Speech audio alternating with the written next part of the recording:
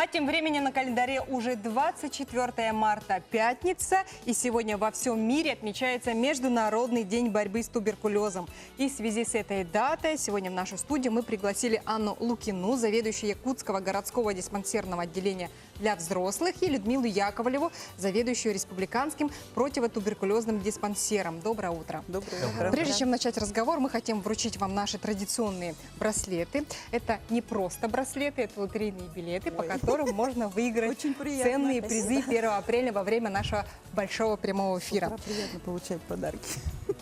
Так, вы сейчас проводите месячник борьбы с туберкулезом. Какие мероприятия планируется провести в республике в связи с этим, в рамках этого месячника? Ну, основная цель нашего месячника – это широкое оповещение населения именно знаниями о туберкулезе и о профилактике этого заболевания. Да? И, соответственно, этому у нас по республике запланировано, конечно, очень много мероприятий. Мы должны проводить мероприятия как среди медицинских работников, так и среди населения. Да? И при этом особое внимание будет обращаться, конечно, на молодежь. И в этой связи хотелось бы отметить одно крупное мероприятие. Это научно-практическая конференция школьная, которая проводится на базе школы номер 9 имени Кришнгольца города Якутска. В этом году она будет уже 10-я юбилейная. Она начиналась как школьная, межшкольная, и последние годы приобретает уже масштабы республиканского мероприятия, потому что начали участвовать районные школы. Но особенность этого мероприятия в том, что сами школьники готовят выступления, сообщения, причем на хорошем научном уровне, и готовят очень прекрасные наглядные материалы в виде плакатов, рисунков. И мероприятие, конечно, очень интересное, и хотелось бы, пользуясь случаем, выразить нашу благодарность МПЦ-фтизиатрии директору этой школы Черных Нине Петровне.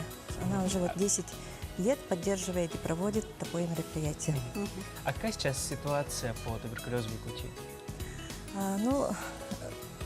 Ситуация по туберкулезу в Якутии, да, как и по всей России в целом, нельзя, конечно, назвать благополучной, да? Но надо отметить, что последние годы у нас наблюдается стабилизация всех показателей, и мало того, с каждым годом у нас все-таки стабильно снижаются все основные показатели. Положительная динамика – это очень хорошо. Да, А каковы первые признаки туберкулеза, да, и какие новые методы диагностики применяются в настоящее время? Ну, я хотела бы сказать, что я, как заведующая городского противотуберкулезного диспансерного отделения, хочу отметить, что у нас, хоть, как сказала Людмила Петровна, у нас стабилизируется ситуация, но в городе Якутске она все-таки неблагополучная. И снижение отмечается тоже, но превышает все республиканские показатели. Ну вот, а первые признаки, я хотела бы сказать, что это утомляемость, кашель, похудание, потливость. И обязательно нужно обращаться сразу при первых симптомах. И хочу сказать, что все, в общем-то, как туберкулез, как все другие заболевания, они, в общем-то, при стрессовом, при депрессивном, как говорится, да, обостряются, когда снижаются иммунные защитные силы организма.